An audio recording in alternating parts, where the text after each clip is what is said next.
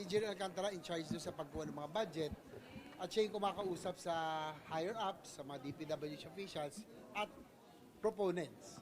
So I think, kaya nga sabi ko, baka siya yung missing link talaga para malaman natin at ang pinaka-revealing dito, just like yung sinabi ko din dati, yung dinala ni Congressman Toby Tiangco dito na hindi masyadong na-highlight, yung pong insertions na napakalaki, no? At yun na nakakagulat, yung amounts na total na nadala sa distrito, nakuha, yung nasa mesa bilang advance payment, talagang syempre nakakagulat na talagang we need answers, kailangan madali, kailangan talagang mapanagot yung ito yung kinagagal ng tao ng taong bayan no, nakitang-kita yung lalo na yung pera na nasa mesa pang lang pala, pambigay lang. So kailangan na talaga may managot after this, hopefully.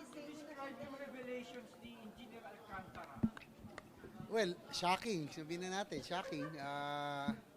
Pero tignan natin kasi binanggit niya si Yusek Bernardo ang mas mataas sa kanya. So hopefully Thursday, sabi ni Senator Lacson ay darating si Yusek Bernardo. So there will be more answers, no?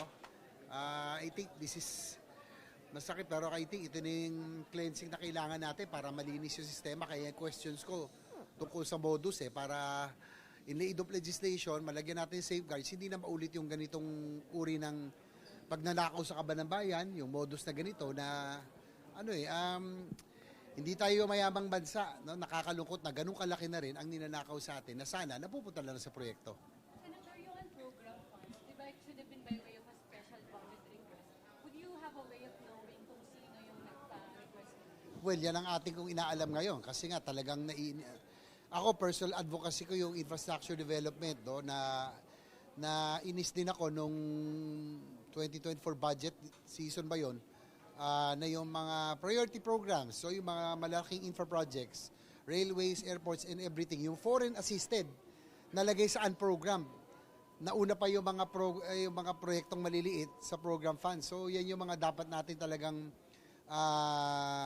pag-aralan, malaman yung mga modus, yung mga paraan para malagyan ng safeguards para nga maging mas maayos na ang pagbabudget na mas yung budget na yung ating pondo na hindi ganun kalaki nagagamit ng tama't maayos para pakinabangan ng ating kababayan at hindi nang iilan. Sir, would you have a way of knowing, sir, may letter ba yun na nagpapa-request from a lawmaker? Well, yan yung aming po inaala pa. So we're still in the process of investigating.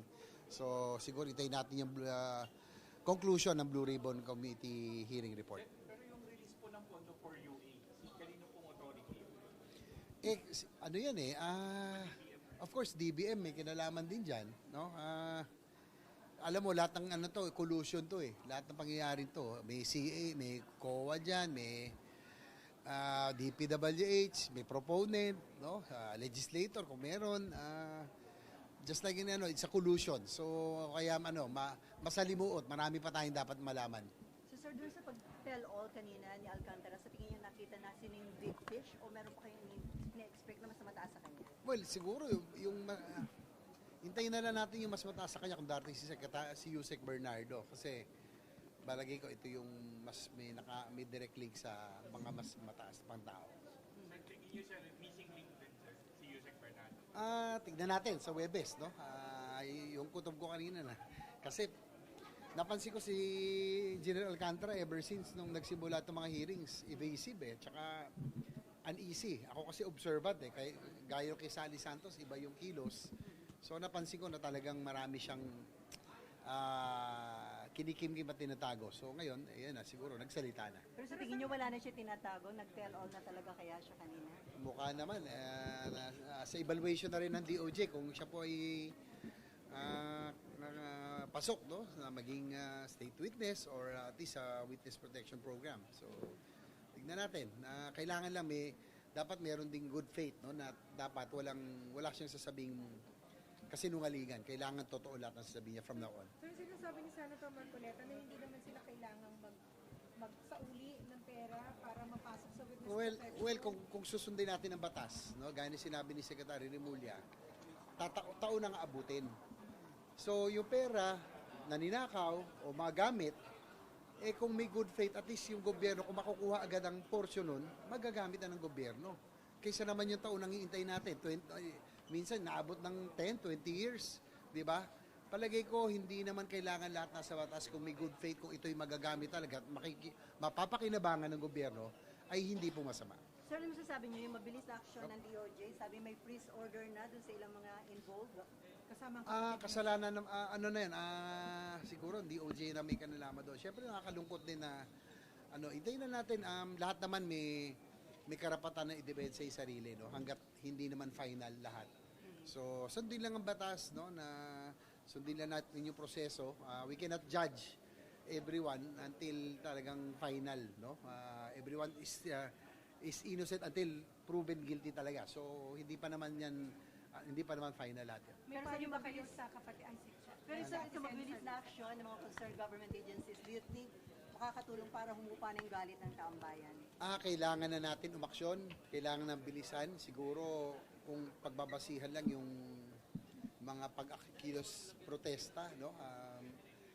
Kailangan maging maging sensitibo na ito na yung galit ng taong bayan eh. Kakaiba kasi kahit tayo naman.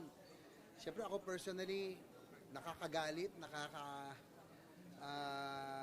frustrate yung nakita mo, no, yung mga nangyayari, yung naririnig mo, nakakalula na, ibang level sa dati, milyon lang ang ninanakaw eh. Milyon, ngayon billion na.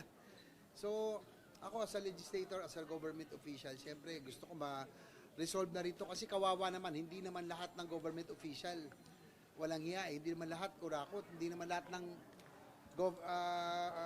officials elected or not, o mga DPWH, hindi naman lahat eh. So, sana para maibalik na yung tiwala sa gobyerno, yung integridad, kailangan ibalik natin. Kailangan talagang may managot sa mga nangyaring ito. Sir, any advice sa kapatid niya kay Senator Jinggoy? So, siguro na lang, siguro praying for him, sana ay maging matatag. As long as walang wala kang natago,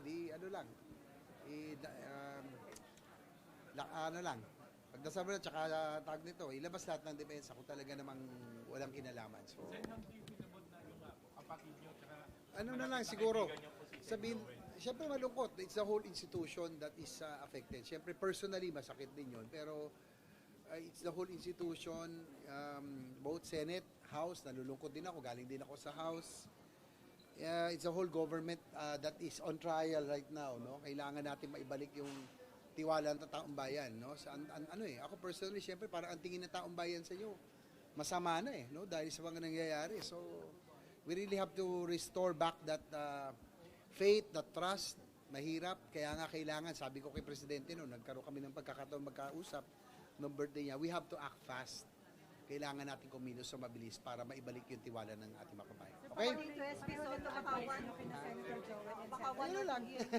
baka one or two hearings na lang daw. Siguro, much better na one more hearing, tapos let's let ICI do their job.